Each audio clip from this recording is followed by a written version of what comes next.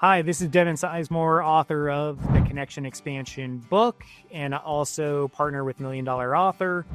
On my episode for the Business Growth Architect Show, I talk about the power and the need for real and authentic relationships, which is something that we're missing in this information-packed, AI-driven world today. Yet when you figure out how to do it strategically and focus on others, it unlocks so much for you and your business, and more importantly, for your personal life when and if you need something from your network. If you want to learn the systems, strategies, and thought processes to build your impactful and meaningful network, head over and listen to the episode now. And hello, fabulous person. Beate Gillette here. I am the host of the Business Growth Architect Show, and I want to welcome you to today's episode where we discuss how to navigate strategy and spirituality to achieve time and financial freedom. Truly successful people have learned how to master both, a clear intention and a strategy to execute that in a spiritual practice that will help them to stay in alignment and on purpose. Please enjoy the show and listen to what our guest today has to say about this very topic. Welcome back. This is Beate Gillette, your host for the Business Growth Architect Show, and today we're talking to Devin Sizemore. And Devin is from the Million Dollar Author. And what I love about this guest today is that he's going to share with you how to network and build up a network the right way. And the reason this matters so much and why it matters to me is because if I did not have this network when my house burned down and my community didn't step in and literally fed me with a spoon when I was unable to eat or have a place, shelter, or food, I would have been in deep, deep trouble. So I must have done something consciously or subconsciously, but Devin's going to give you the exact steps today. Devin, I'm excited to have you on the show. Welcome. Thank you so much for having me. I've been looking forward to this conversation. Excellent. So for somebody who does not know who you are or what you do, tell us what you do and what problem do you solve for your clients? Yeah, so I always start with I'm a serial entrepreneur. I've owned a lot of different companies and worked with hundreds of businesses. And I share that just to say, like, my passion is business. I love helping people. I love business, and I love the art of business. In that, I wear two hats. So the first is with Million Dollar Author, which is the brand I'm wearing. We help people write, publish, and promote books to create more authority and attract more right fit clients. And then the second hat I wear is with my book, Connection Expansion, where I help people build million-dollar networks strategically. Excellent. So let's dive into this idea of network. Your network is your net worth. There are a lot of networking clubs out there where you meet people. Is all networking the same type of networking? I'm trying to think about it. You know what I mean? It's like me going into like a BNI, right? A very specifically designed networking program that follows a very specific strategy. Is that the same as other networking? Like, is there a better networking way than another? Is that bad or good networking? Yeah, so it's such a fun question because my approach to networking is exactly the same, whether it's a coffee shop, a business event, speaking on a stage, or a birthday party. I approach it the exact same. However, the environments may force us into different styles of networking with different metrics and goals. And that may then force people to get out of their plan and try to adapt to whatever environment they are in, which may not be as effective as it could be. I said in the introduction that if it wasn't for my network and for my community, I would have been in deep trouble when my house burned down. I don't think that I looked at it as having built myself a network. Is a network that I built, is it better to like be deliberate about this, or is it an attitude when you go in? Yeah, very few people are strategic in how they build their network. It's something that just happens over time. It's something that you stumble through, and yet it can still yield results, right? So it can be there when you need it, when you haven't asked for your business, or in your case, when you have a personal ask and you really need support in a moment of either desperation or something's just falling apart, or like we were talking about before we hit record, right? When my dad passed, my mom's network surrounded her, right? Was her network intentional? No. But did it provide the results she was looking for in a moment of need? Yes. And so I think that it's both. I think that there is a way to tactically and strategically grow it so you can get more out of it. And then there is an innate ability in most of us to just create community and have some relationships that can be there when you need them. How do I do it? How do I go about it? So let's say, Devin, I'm an introvert. And the entire point of going out and, just talking to people randomly scares me. What do I do? Yeah, great question. So I prefer talking to and working with introverts. So let's say that first. So if you're listening to this or watching this and you're an introvert, congrats. Yay, it's your lucky day. As an extrovert, you tend to talk too much, which actually is a disservice when networking. And so what I recommend is I ask the same 4 questions when I network. I teach people to ask the same 4 questions, and rarely, if ever, do I deviate, because it gives me confidence in the conversation, and it will give you confidence in the conversation as well. So often people stumble through networking with this, how's the weather? What do you do? And then they don't really know where to go from there. That's kind of like the beginning and the end of a conversation. And so I'm going to give you the 4 questions and kind of explain why I ask them. And this will empower any of you to be a great networker. And again, you could ask these questions at a birthday party, a coffee shop, or a business networking event. So I always start with, what do you do?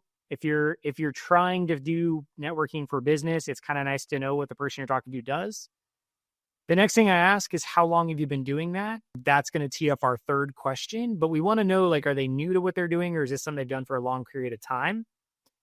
If they've been doing it for less than a year, we always ask, hey, what'd you do before? Because we want to know what their previous network and authority is. If they've been doing it more than a year, we make a statement that says, hey, that's awesome. You must love what you do. They're then going to answer one of 2 ways. They're either going to say, yes, I love what I do, and talk passionately about it. Or they're going to say something like, you know what, I'm stuck. And then they're going to talk to you about why they feel stuck. Both of which are deep relationship conversations by 3 questions. And the last question I always ask is, who's a great connection for you, or how can I help you? Because we want them to understand that we're others focused and we're on a mission to add value to them, because that's really what they care about. And that will then unlock our ability to follow up and book a meeting with them. I like this a lot. I've never heard that part is, wow, if you've been doing this for 5 years, you must be super passionate about it and really love it. And then people are either going to light up, you're absolutely correct, or they go and they tell you all their pain points, which is a very important information in a sales conversation. Can we talk about, Devin, now, if I have identified a need for myself, how can I ask? How can I put this out to my network and ask? Because we are taught not to ask. We are taught to not ever need anybody. We are taught to give but not receive. What do you tell your clients or the people you work with? Yeah, so that is a great approach. And it is great to want to be a giver, to want to help others. But there are moments where you need your network to react. And so first, give yourself permission to ask. It is okay as an entrepreneur, as a business owner, as a human being, to ask for help, support, clarity, advice. All those things are needed. And you can't know it all or do it all. So please just give yourself grace and permission. Second, you have to make sure that you've been adding value to your network. And what I mean by that is, when you're building relationships, you need to be making connections. You need to be providing resources. You need to be sending things to provide clarity or overcome obstacles. You have to be the one showing your network, hey, I'm here for you. And you have to show that by example. One of my core principles is train by doing, right? So we want to train our network by doing what we want our network to do. At some point, we're going to want our network to react to either a business offer, positioning for our product or service, or some other need we have. If you've done that, your network will then react quickly because they're so used to, man, you know what? Devin has added a ton of value. Let me take this call. A prime example of that we talked about in the pre-recording was I had to deal with the custody issue. It became an emergency really quick. And I had to find a family law attorney who would take a consultation with me the same day. And in the next 24 to 48 hours, draft an emergency order and get it to the court. And anyone who knows anything about attorneys, that's almost an impossible ask, right? Like trying to find an attorney who will take a meeting with you and execute on the meeting in 24 to 48 hours. Like it's just, it's not practical. On the single most emotional issue a parent can face. 100%. Yeah. In a highly emotional time where all logic is pretty much gone. Yeah. I was able to reach out to a few attorneys in my network. One happened to be my business attorney and just say like, hey, this is what I need. It's an emergency. Who do you have? They answered my call because I add value to them. They then send me 3 introductions, a direct text to the direct cell phone of the other attorneys and said, hey, this is my friend Devin. He's an amazing client. He's in an emergency. I need you to answer. I was able to call. I spoke to all 3. The second person I talked to was a perfect fit. And she, before I was done talking to the third person, had already sent me an agreement and a draft of what I needed before I've even signed the agreement or put a retainer on file. That all happened because my network is responsive when I need it. But that foundational work to make that happen, right, is years in the making. Devin, you said something really powerful. You said it's taken you years to do this. Do you have any principles that you can share around building relationships? I will share one that my dad told me a long time ago. He said, before you tell somebody to bleep off, make sure you never see them, meet them, or need them again. Yes. It's so true. I love that. Simple enough. In my book, Connection Expansion, there are 5 principles I talk about. So let's talk about the 5 because we've mentioned one, right, which is train by doing. And so if you want your network to do something, which in my book's case is to generate connections or referrals for us, you need to then make connections and give referrals.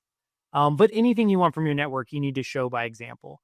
The other 4 principles are, first, always add value. So you need to always be the one adding value. We've kind of hit that a little bit as well, but that's connections, resources, solving problems, connecting people, anything and everything you can do that's not your product or service to add value to others. The next is never make assumptions about a connection. So when you get introduced to someone, never, ever make an assumption about them. You don't know them. You don't know who they know. And you can't put them in a profile bucket instantly. You have to be curious and you have to have the conversation. The next is to take a meeting with everybody, which really goes with that. It's kind of that don't judge a book by its cover philosophy, because again, you don't know. And then the last is control what you can control. So often in networking, business development, sales, and marketing, we benchmark our success on things we actually can't control, which is not ever going to work because you can't control half the things you think you're trying to set yourself up for. So you need to control the parts of the process you can control. And if you go about building your network value focused, not judging anyone and controlling what you can control, you will start to see you're receiving more connections, you're meeting more amazing people, and your network is way more responsive when you ask it to do something than it probably is now. As I have been now the recipient of this avalanche of support that I didn't really know I had, and I didn't really know I had built it, but I had followed the giving or contributing and not being so stuck up about the results, right? Oftentimes when I speak to someone, my super skill of seeing what makes them unique or different, which is why I'm a podcast host, comes through, and then I'll just blurt it out and tell them. Now, that's stuff that I probably could charge for. So, and then I feel afterward going, should I have said that? So do you think that we need to worry about that? Is it measured giving, or should we just be reckless and free and give as much as we can? How do you handle that? Yeah, so let me make one comment on something you shared there that I think is brilliant as well. The measuring, is something we never do. Now, I have statistics for everything. Go ahead. I want to hear all of that. And so I say don't measure it, but then I do track it all. And so what I mean by that is so often we're tracking what you're receiving, right? And what you're getting back. But again, you can't control that because I can't dictate other people's behaviors. So when I look at the control what you can control aspect, it's how many events did I get to? Did I actually get out of the car and go to the event? How many new contacts did I make at the event? Of those contacts, how many did I follow up with? Of the ones I followed up with, how many did I book meetings with? Of the ones I booked meetings with, how many did I follow up with? How many did I make connections with? How many did I add value to? How many did I then nurture long term? All of those things I can track and I can benchmark my success against. And so those are the metrics we're tracking. And I know that if I make 100 connections, I'm going to receive about 30% back. So if I make 100, I would expect I'll receive 30 connections back. It's very, very stable prediction. Now, the more mature your network gets, the better those results will be. When you're first starting, it might be a 10-to-1 ratio. It might be 10% of your network, which is still great. But again, don't worry about what comes back. Track your activity and make sure you're doing enough to actually justify receiving. The other thing that you said, and I want to hit on, is don't gatekeep anything. So often people are so worried about oversharing and getting away the keys. Now, in my book, Connection Expansion, it's the one on the top here behind me, I give everything. Every script I use, the follow-up sequence, the timing, the voicemail message, it is all in the book. There are 2 videos online that go in detail about the whole process. Why do I share it all? Because I want you to have it. And if you're a DIYer or you're tight on money and that's all you can afford to capture the knowledge to implement, I don't want to stop you. I want to empower you to go on that journey.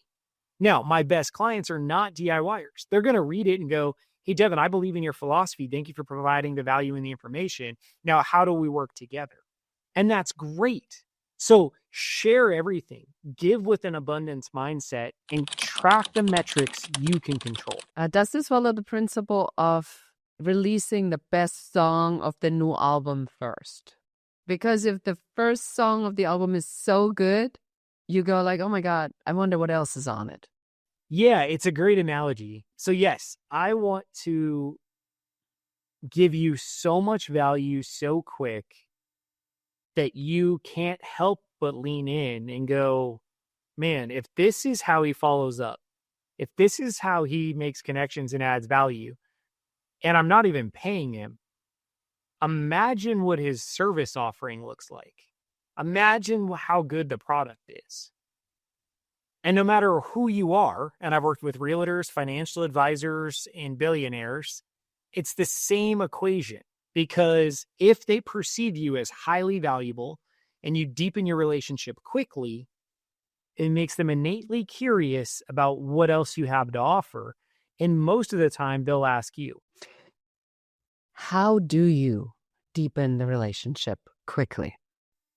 Yeah, so it all starts with the networking, which we've talked about, right? So Yes. all the questions I asked are about the other person. It's nothing about your elevator pitch. We didn't go there. It's nothing about how to talk about benefits versus features around your product or service. I didn't mention any of that because I want you to ask 4 questions. I want you to get their business card and I want you to capture their contact info. You can control all of that. How you follow up is critical. Your follow-up email should sound something like this. Hey, it was great meeting you at the event. I enjoyed briefly learning about you and your business. I'd love to schedule a time to learn more about you and your business so that I can make some strategic connections for you. Here's a link to my calendar. I look forward to talking to you. Everything about that email, 1, where we met, why I want to meet you, and it's all about the other person. It's not, hey, it was great meeting you. You expressed briefly this random thing, and I want to sell you a house. Look, what? Oh, here's my favorite one. Here's my favorite. Your profile is interesting. You sound like an interesting person. Let's put our heads together and see where our synergies are. Yeah, and then the next thing that happens is they sell you something. Like if you wait long enough, the next message is, hey, by the way, I see you want this or need that. Yes. I mean, I think the in-person networking, I love the idea of less is more is what I'm hearing. So yeah, and even for LinkedIn, if you're going to send a message, send the one you sent, but don't send anything else. People can't help themselves. Like they want so bad to start selling and positioning and doing all these things, and you don't need to do any of that. I use So the same. how do you take them through the LinkedIn then? Are you taking them to a personal conversation before you do anything else? Yeah. Unless they raise their hand for me to sell to them, I'm always just doing connecting. And so this goes to the first meeting. My first meeting, I call it a connection meeting on purpose. It is just a get to know you meeting. And I want 80% of the time for the other person to talk, 20% of the time for me to talk. Because I want to learn about them so that I can start to understand how to help them and how to add value. Because that goes back to how do we strengthen and deepen relationships? Well, I have to get to know the other person. They have to perceive me as a listener. And then I have to be able to add value to them. And when I add value by making connections, I do a couple other strategic things. I'm going to edify them in the introduction. So that validates I listened and that I'm talking highly about them. And then I'm going to endorse them to the person I'm connecting them with. So not only saying, hey, they're great at this and this is what they do, I'm then endorsing them, both parties, to each other, saying, here's why you need to meet. You're a rock star, you're a rock star. You're targeting women, you're targeting women. You're going after these profiles, you should have a strategic conversation. All of these little things, when we're others focused, when we're adding value, when we're structuring the conversation correctly, and we're not selling and defaulting to that mode, deepen the relationship quicker because their guard never goes up. Whereas as soon as you start using sales language, especially on LinkedIn, and you go past the simple message to all of these little sales pitches or, hey, I reviewed your stuff and this is what I see, which is unsolicited advice. Please don't do that. And then you're trying to nurture a relationship. Their guard is already up. Like there's so many barriers between you and a deep connection. Whereas if we just have simple conversations and we add value, there's no barriers. How honest are you in these conversations? And again, this is a self-serving and probably leading question here, but I have really found that specifically since I've been through this apocalypse, that the honesty of not knowing all the answers actually seems to really resonate. That this polished showing up doesn't do as much as I thought. How do we actually need to show up? Because we want to show up as strong, as a potential business partner. But you are saying if you're an expert or you're positioning yourself as an expert, you already are. So I feel like I need more answers from you or a line of explanation. You know what I mean, Devin, where I'm getting to? Yeah, for sure. So I think the first part of that is if you're not comfortable in what you're wearing and what you're talking about and how you're positioning and your answers, there's probably a disconnect, right? So you're probably trying to force yourself into an appearance or an answer or a profile type that doesn't actually resonate with who you are. And that disconnect, people will notice. They're going to notice you're uncomfortable. They're going to notice everything sounds scripted and that you're not having genuine conversations. And so the best thing you can do is be open and honest. I do a lot of consulting with young, and young either means age or young in your profession. And the first thing I tell them is just be honest. If someone asks you a hard question, the best answer is go, you know what? That's an amazing question. I haven't had to field that yet. Hey, can I take that note down and follow up with you? Would that be okay? That sounds so much more professional than trying to BS your way through some random answer, right? It's the same in the finance world. We do a lot of work there and everyone shows up in their suits and wears their Rolexes and tries to position their wealth, which is interesting because if you're managing my money, I don't want you to show me that it looks like you're making a bunch. Real person, right? Like I want to show. Oh, I'm paying you so much you can drive a Bentley, really? Yeah, like, but for some reason, there's industries where that's become the norm. I would much rather that my realtor shows up or my financial shows up professional, right? Like a polo and some slacks or nice jeans and a nice shirt and is put together. And we're focused on the knowledge. We're focused on the value they drive. I want to see how they ask questions. I want to see how they investigate and how they discover what I need, not just sell me something. And so to go back to your kind of core question, you have to be authentic. Like I can't, none of this works if you're putting on a facade, right? So you've got to get aligned with your values, right? You've got to understand your North Star. And then all of that should be fueling your why and why you're even going through this process. And if you don't understand that narrative about yourself, you got to figure that out, because when you're meeting people and they ask like, well, that's an interesting industry, why are you in it? Your answer needs to be something that's real, because that's what people want. It's the same for social media. The best social posts are usually the ones that aren't polished. They're usually the ones that you hit record in the car or hit record behind the scenes, because people want to see and experience real. When we had our cat cafe, the best social posts were the behind the scenes. Here's what's going on. Here's us setting up. Here's the reality of the situation, right? That's what people want. And so if you can bring that into your networking conversations or your connection meetings and be that real and authentic there, it's only going to amplify it. Yeah, I like this a lot because I do feel that we are also in a time where the external messaging is so insane that people are actively searching for messages that sound real, because people have gotten very smart, especially with all the internet marketing language. They know what's BS and what's not. They already know. Like I already can tell by the way the opening line in LinkedIn is what the next message is, if there's even a second message, because most of them now selling in the introduction, right? I'm the growth architect. It's amazing to me how many people say, well, we help architects and interior designers. And I'm like, your outreach sucks. So true. Do you think that in reference to internet marketing and outreach, do you think that there's a shift in general in the way we need to connect with each other? Or is it business as usual and the stacks of cash, airplanes, all of that still works, but then this now is started as a counter movement? What's happening overall? Is there a trend that we can predict or see? Yeah, so I think that, and I had an agency for many years, and so I love that space. And what worked then that was good still works now. But what I say, what was good, right? So good quality content still works, right? Authentic branding and imaging still works. Authentic messaging, real case studies, real testimonials, real people still works. Showcasing your team and talking about them and edifying them still works. Now, the showboating stuff, yes, it still works in certain industries, but it works in transactional industries where there's no lifetime value of a customer, right? You're expecting them to buy something quickly, possibly not leave you reviews, and probably doesn't want to engage with you. But I play mainly in the B2B world where I may have a client who's been with me for 8 years.